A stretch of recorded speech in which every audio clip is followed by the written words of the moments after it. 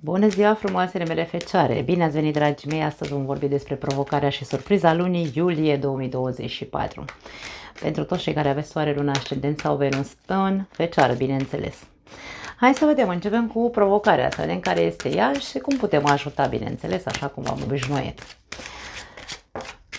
Ok, provocarea pe plan emoțional pare a fi pentru unii dintre voi sau în legătură cu un copil ar putea să fie. Ori voi sunteți într-un fel sau altul, nu știu, poate aveți copii adolescenți sau preadolescenți, ar putea să fie aici, un copil sensibil și voi, aici ar putea să fie pentru unii dintre voi, sunteți provocați să fiți mai atenți la copil, pentru că pare că este vulnerabil sau sensibil în această perioadă cel puțin, da. Copil, nepot, ce-o fi aici, vorbim despre o persoană tânără. Dacă nu vorbim despre un copil, putem vorbi despre tine. Provocarea vine pe plan emoțional, ai putea să fii tu cel care este mai sensibil în această perioadă sau mai vulnerabil. Atenție la, dacă provocarea vine pe parte de iubire, ar putea să fii tu cel care să fie inocent în privința unei persoane. Poate fi și asta. Țineți cont de ce am spus până acum și hai să vedem cum putem să ajutăm. Pentru că pentru fiecare dintre voi provocarea poate fi diferită, da? Prima carte care a sărit avem îndrăgostiții. Wow, diavolul! Hei!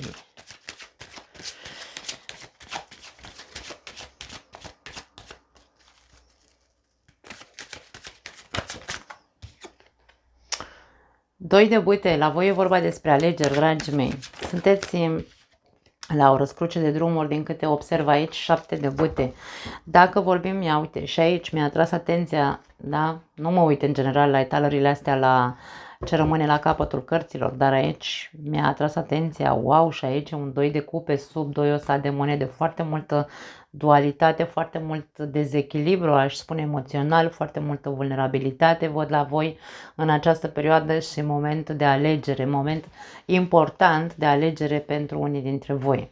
Putem să vorbim pentru prima variantă, să spunem așa, dacă e vorba despre copilul vostru, că este inocent, este vulnerabil, este sensibil în această perioadă și voi trebuie să vă îndreptați cumva privirea către acest copil, este pentru că probabil copilul trece cumva printr-un calvar. Atenție, pentru că avem prezența diavolului care ne poate vorbi de foarte multe frici, de foarte mult stres, de foarte mult manipulare. E posibil să fie manipulat emoțional cumva acest copil, da?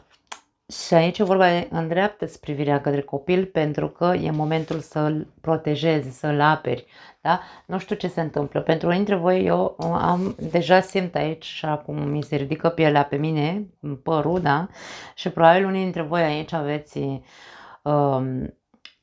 poate nu înțelegeți ce se întâmplă cu copilul vostru și de-aia provocarea este către el. Îndreaptă-ți foarte mult privirea, prezența ta să fie în continuu în această perioadă lângă copilul tău, pentru că, atenție, ar putea să fie copilul tău pus într-o provocare, să fie manipulat de cineva să ia o decizie.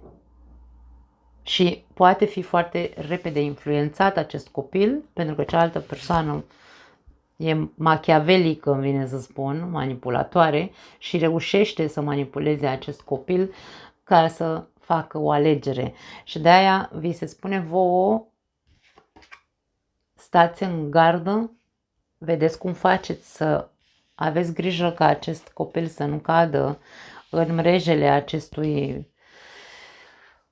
acestei persoane manipulatoare. Puneți niște limite celui care vrea să-l manipuleze pe acest copil. Poate fi vorba despre oricine care încearcă să-l manipuleze. Poate fi, dacă e vorba despre un copil adolescent sau un nepot, aici ar putea să fie vorba despre cineva, un copil vulnerabil, pentru că, normal, în adolescență suntem foarte vulnerabili și putem să ne îndrăgostim așa, nu știu, de oricine care are, da? Pentru că există conotația de iubire sau de conexiune într-un fel sau altul aici și să se fi îndrăgostit nebunește de cineva care are putere, foarte mare putere asupra acestui copil, acestui adolescent și să îl provoace să-și facă planuri De ce nu? De fugă, de acasă ar putea să fie. Și de aia, probabil că sunteți avertizați și sunteți cumva puși în gardă ca voi să puneți garda, da? Să puneți frâna și să spuneți, nu, stai așa, stai, punct. Trebuie să-l scoți la tablă pe ăsta care îl manipulează pe copil, da? Wow, interesant. Dacă nu vorbim despre copii și vorbim despre tine, că tu ești cel vulnerabil și așa, aici e posibil ca tu să fii cel care ai căzut în plasa unei persoane de care tu crezi că ești îndrăgostit și trebuie să iei o decizie. Pentru că nu știu de ce mie vine să spun că ești strâns cu ușa de persoana asta. Cu ce te presionează sau te presează? Rămân fără voce.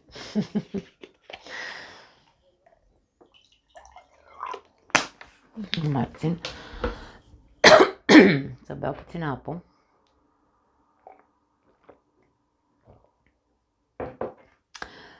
Te presează să faci planuri lângă ea, această persoană e posibil. Atenție că tu poți fi influențat.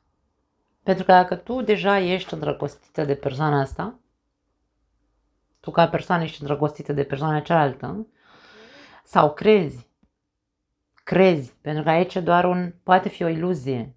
Pajul de cupe n-are discernământ emoțional. Atenție să nu te păcălești singur că tu ești într-adevăr îndrăgostită de persoana asta. Dacă tu simți vreo presiune, pentru că aici e cheia, dacă tu simți vreo presiune de la cealaltă persoană, hai să ne mutăm împreună, hai să facem, nu știu, ceva mai serios între noi și te simți presat, obligat să faci ceva ce nu vrei să faci, acolo este alarma unde tu trebuie să te trezești că este doar în mintea ta fantezia asta, e o fantezie aici. Atenție, da. Da.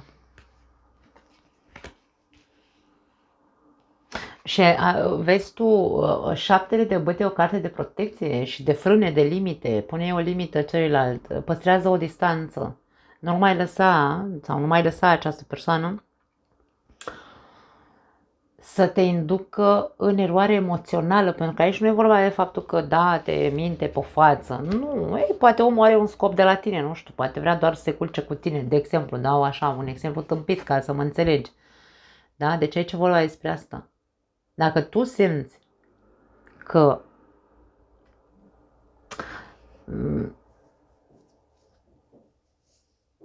nu poți să-i reziști acestei vrăjeli, pune distanță. Șaptele de băte e o carte a distanței, frână. Nu poți să te mai văd o perioadă, cel puțin până când tu îți revii, pentru că tu ești aici vrăjită, da? Nu la propriu, dragii mei, nu vă duceți pe cărări să ziceți că v-a făcut vrăji, nu vorbim despre asta, nu. Te-ai îndrăgostit ca un adolescent, asta e, punct, nu mai am altceva. Da? Da, interesant. Hai să vedem surpriza.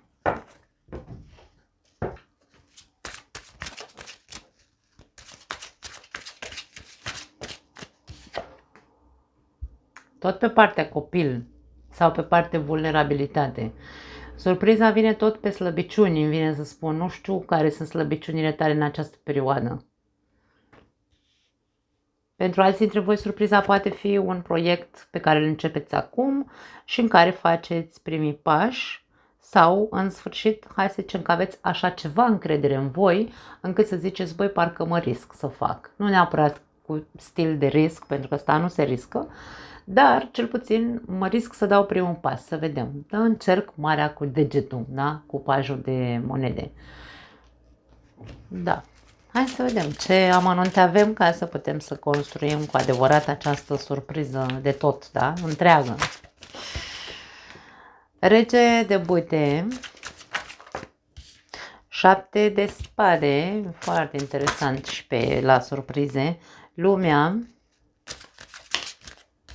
și as de cupe, implicată și partea emoțională, implicată și partea financiară, ar putea să fie și pentru alții dintre voi, atenție mare, surpriza poate fi pe plan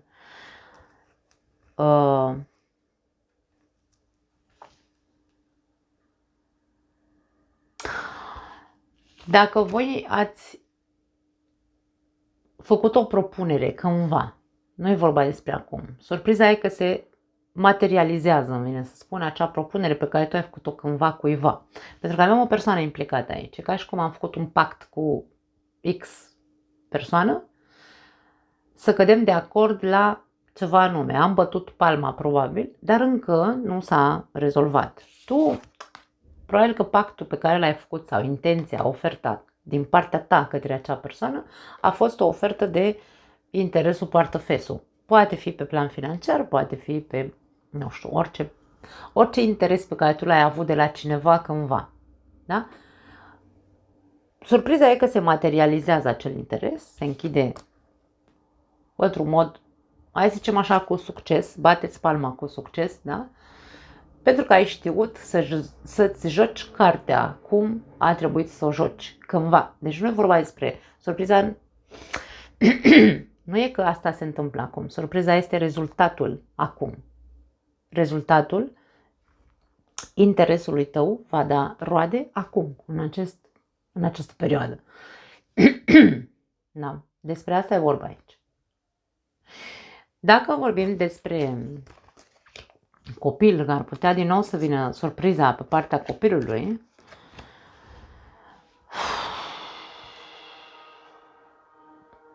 influența și manipularea, pentru că din nou avem aici figura manipulatorului, poate veni din partea tatălui, atenție, avem figură masculină, sau cel puțin pe partea unei persoane care într-un mod egoist vrea să atragă copilul de partea lui. Eu cred că aici putem să vorbim despre un divorț. Pentru unii dintre voi probabil că sunteți aici la împărțeală, da? Cum se zice, la...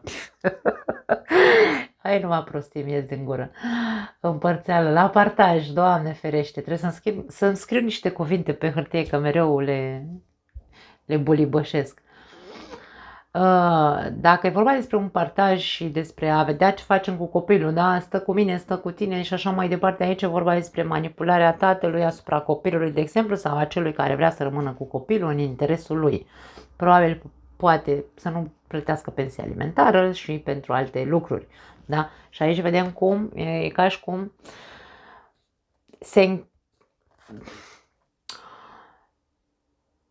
eu aici copilul, în ceea ce privește pe cine alege, într-un fel sau altul, n-aș spune că îl văd influențabil din punct de vedere emoțional. În partea de provocare, da, dar acolo am văzut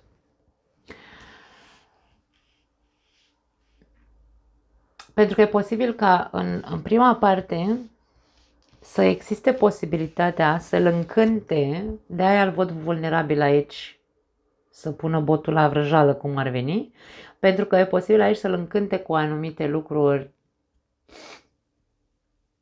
care poate nu le-ar avea dacă ar sta cu tine. De-aia spun aici, vrăjala e pe acolo, da? Și aici manipularea acestui părinte, unuia dintre părinți, nu cred că ar avea efect pe termen lung, îmi vine să spun.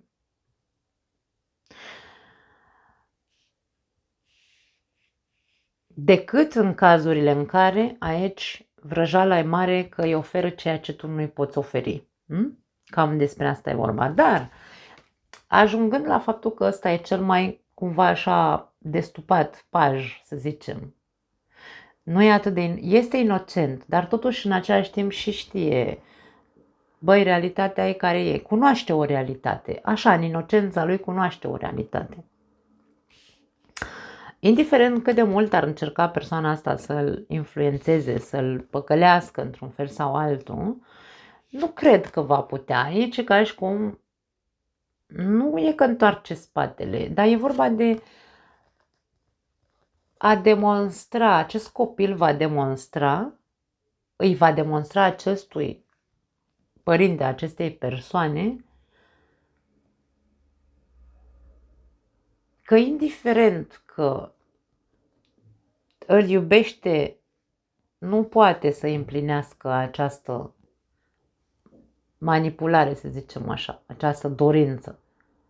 Cred că va fi un refuz. Este o surpriză probabil pentru unii dintre voi.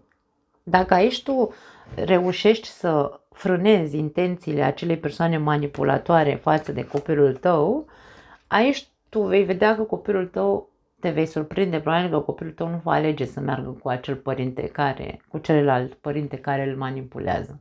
Și te vei surprinde tu, probabil. Ar putea să fie varianta asta pentru unii dintre voi care aveți legătura asta aici cu probabil divorț sau nu știu. Da. Copilul e ca și cum aici alege să rămână cu cine se simte confortabil din punct de vedere emoțional, nu cu cine îi promite barea cu sarea și cine știe ce jucării, telefoane, alte idei. Aici e vorba despre alege cu inima, văzând care e de fapt realitatea, da? Deci cam asta e ideea.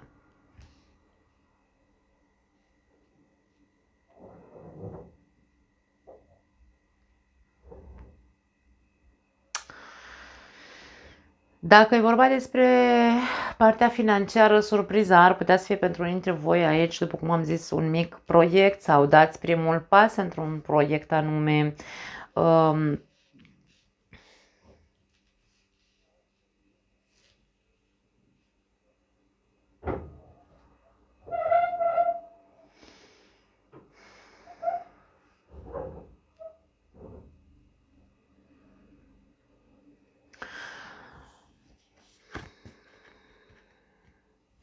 Simt că există o persoană care are, nu neapărat un dinte împotriva ta, dar ar putea să fie o persoană care are multe măști când e vorba despre proiectele pe care tu vrei să le întreprinzi, atenție, da? Deci nu e vorba de ceva personal, neapărat că e vorba despre tine, e vorba despre cât de... Dacă tu nu te simți în stare, de exemplu, sau dacă zici, băi, ok, vreau să probez cel puțin, să văd dacă pot să fiu pe picioarele mele sau dacă pot să pun într-adevăr un proiect, ceva pe piață care să ajungă undeva, pentru că tu nu vrei să construiești ceva care să nu ajungă nicăieri. Nu, aici intenția ta este una de vreau să încerc, marea cu degetul, pentru că îmi place ideea asta, îmi place proiectul ăsta, poate fi un proiect legat de vindecare, ar putea să fie pentru unii dintre voi, de ce nu? Da? Dar vreau să ajung undeva cu proiectul ăsta. Nu e doar așa că mi s-a năzărit mie, nu știu, să fac acum pe psihologul. Nu, vreau să fie ceva în timp, vreau să fie ceva care să ajungă undeva într-un anume moment. Dar aici e vorba despre, eu simt aici la voi, cineva care nu are, care stai aripile din invidie, ca și cum te vezi tu în stare să faci așa ceva, adică chestii de genul ăsta simt la voi. Nu știu de ce simt asta, dragii mei, nu știu pentru cine e mesajul ăsta. Dar surpriza e că tu vei vedea cu cine ai de-a face de fapt. Asta e bine pentru că e o mască a unei persoane care va cădea probabil. Și din momentul în care va cădea această mască, tu vei putea rupe sau închide capitolul cu persoana aia, să scoți persoana aia din viața ta și pur și simplu să-ți îndrepți atenția către ceea ce sufletul tău vine și spune, băi, hai să încercăm să facem. Nu contează că zice persoana asta că pe bune ești tu în stare să faci de-astea, nu băga în seamă și aici e ca și cum cade masca. Cade masca unei persoane și într-adevăr, poate fi o surpriză, nu? Normal. Că poate nu te aștepți de la persoana asta să fie exact ea, cea care să-ți zică acest lucru. Că e tatăl tău, că este un prieten bun pe care tu te-ai bazat întotdeauna, că este un frate, că e, nu știu, nu contează cine e. Important e că e aici nu neapărat o invidie, ci pur și simplu vine și zice așa, trântește muci în fasole, cum zic eu câteodată, da? E ca și cum mai bine tăceai, dacă tăceai, filozof rămâneai, da? De genul ăsta așa, nu știu neapărat dacă are vreo intenție ascunsă, ăsta mai tot timpul are o intenție ascunsă, dar câteodată poate fi pur și simplu un impuls, pentru că culegere de bute poate fi așa cu trântitul muci în fasole, nici de cum altceva. Da? E un fel de își fură singur căciula, dă cu băta în baltă pentru că nu e capabil să-și țină gura închisă când trebuie să tacă.